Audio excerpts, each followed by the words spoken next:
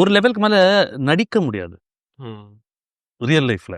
நீ ஏதோ ஒரு லெவல்ல நீ ஆயிடுவல்ல. அவர் எதார்த்தவாதில. ரொம்ப ரொம்ப காசுவலா இருப்பாரு. இப்ப நம்ம 2 பேரும் உட்கார்ந்து பேசுற மாரி தான் அவர் அப்படிதான் இருப்பார். அப்புறம் எப்படி அவர புடிக்காம போவோம்?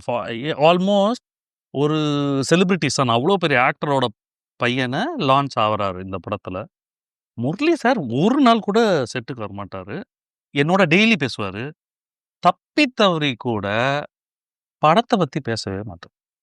பையன் எப்படி நடிச்சான்? இந்த சீன் எப்படி நான் இப்படிதான் ட்ரை பண்றேன்.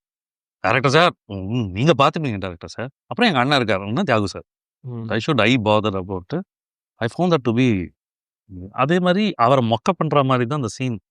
இன்னைக்கு பார்த்தாலும் இந்த மல்டிவர்ஸ், பேரலல் இதெல்லாம் சொல்றாங்க. அந்த மாரி தான் அந்த படத்திலேயே it was too early at that time. இன்னைக்கு சொல்றோம்ல மல்டிவர்ஸ்ன்னு தான் சொல்வீங்க அதுக்கு. அது அப்பவே ட்ரை பண்ணது தான். அந்த ஒரு இதயம் ராஜா அங்க வந்தா ஆமா. எப்படி இருக்கும்ன்ட்டு. பயங்கர ஸ்போர்ட்டிவா கலாய்க்கிறோம் ஆக்சுவலா. ஆமாம். அவருக்கும் புரியுது. பட்சம் ஜாலியா தானே இருக்கு. அந்த ஸ்போர்ட்டிவா இருந்தார்ல.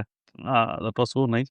இனி வீட்லயே பானிபூரி செய்யலாம் எல்லாரும். ஆச்சி பானிபூரி கிட்